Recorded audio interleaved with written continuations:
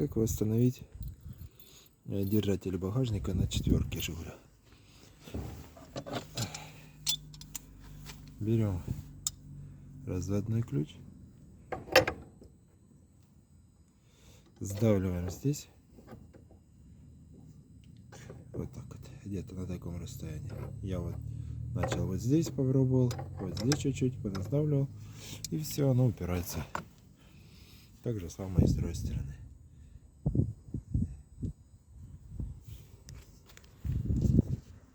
И, пожалуйста, теперь она раз и держится, спокойно опускается, оп, поднимается, опа, фиксируем наверх, и все, она не падает.